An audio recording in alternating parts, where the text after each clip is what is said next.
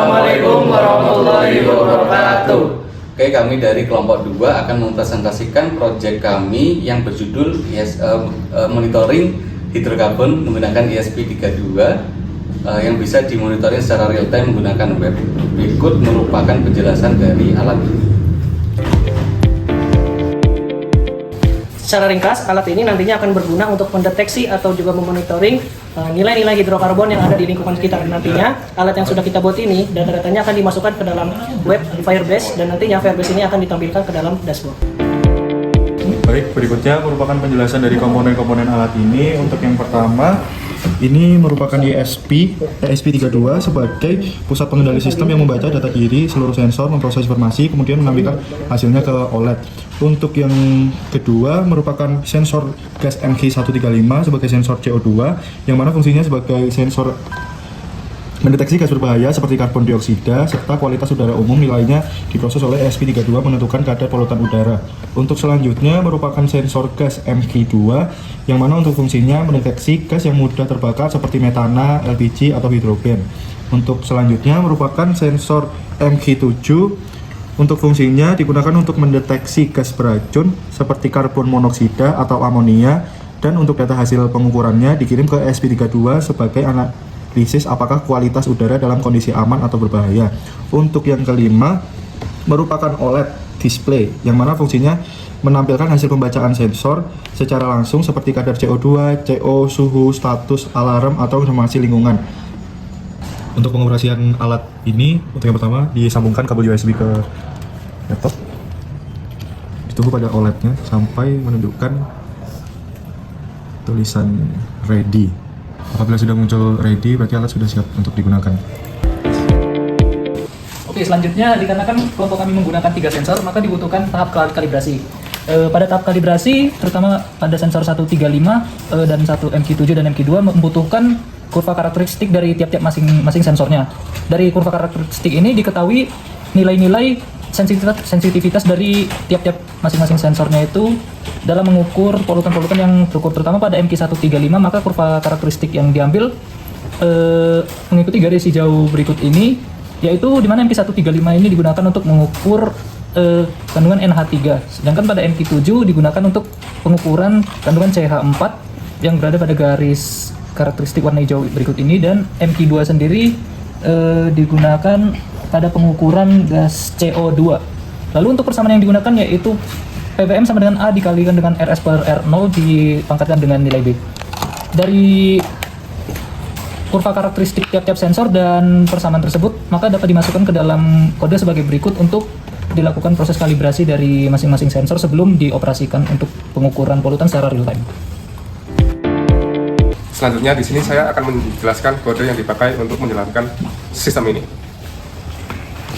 Oke, dimulai di sini. Yang pertama yaitu yang pasti dipakai yaitu inisialisasi program, yaitu menggunakan Wi-Fi, Genesis, dan library. Lalu kedua yaitu konfigurasi. Di sini LED yang dipakai 3. Lalu selanjutnya yaitu konfigurasi Firebase. Nah, di sini sebagai hostnya kita sudah dibuat. Lalu ada token atau sisi aksesnya. Lalu kita menggunakan Wi-Fi dan password. Nah, di sini Wi-Fi aksesnya selesai, lalu akan ganti halaman display otomatis. Lalu tampilan di OLED nanti akan berubah-ubah sesuai tiap 2 second. Nah, setelah itu tampilan keserial juga. Ini intinya adalah membaca sensor.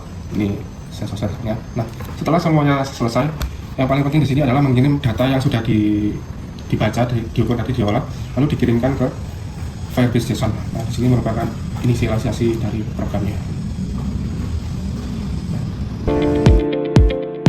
Berikutnya merupakan penjelasan dari dashboard dari project yang kita buat ini. Pertama kita akan login terlebih dahulu dan kita menyeting nama itu bebas, misalnya kelompok 2. Lalu passwordnya itu adalah sensor cerdas. Setelah login berhasil, maka akan terdapat tampilan seperti berikut, yaitu ada nilai senyawa yang dimonitoring, terus ada overall AKI, lalu ada grafik dari real time monitoring dari setiap sensor. Ini ada MQ135, MQ2 dan MQ7. Lalu di sini ada persentase distribusi sensor, yang mana ini adalah persentase dari sensor-sensor yang kita pakai.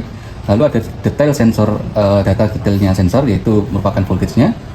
Dan di sini ada peringatan ketika sebuah senyawa itu terlalu tinggi, maka akan ada peringatan yang terampil di sini.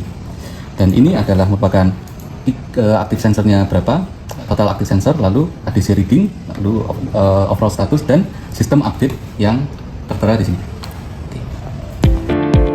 Ada di Arduino IDE itu akan di fetching menuju ke Firebase, yang dimana nanti data-data sensornya mulai dari sensor MQ135, MQ7, MQ2 dan juga data hasil kalibrasi nanti akan tersimpan dalam satu database menggunakan Firebase. Di sini bisa dilihat untuk database yang dipakai itu merupakan database yang real time ya. Di sini akan berubah seiring dengan perubahan per detiknya. Di sini ini ada nilai RS yang dimana ini nilai resistansi terbaru atau aktual, ini nilai ADC value-nya. Lalu juga ada ppm yang sudah diberitahu oleh teman saya. Terus juga ada rasionya. Rasio ini adalah nilai perbandingan antara nilai RS dan juga R0-nya. Dan di sini akan menumpukan status excellent yang dimana di sini yang dimana di sini tuh udara bisa dibilang bagus untuk MQ135 dan tegangan yang dipakai di situ sekitar 0,27 volt. Di sini juga ada MQ2 sama seperti MQ135 dan juga ada MQ7. Selain itu juga di sini ada data kalibrasi. Nah, data kalibrasi ini yang mengambil awal-awal di tahap awal pada saat sistem dinyalakan. Di sini ada R0 dari MQ135, M2 dan juga MQ7 yang dimana ini satunya adalah 30 ohm, 0,3 ohm dan juga 0,2 ohm seperti itu.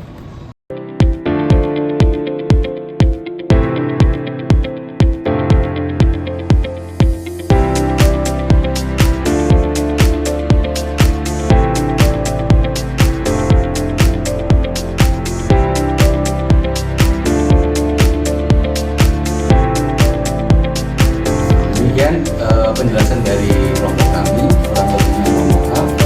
Wassalamualaikum warahmatullahi wabarakatuh.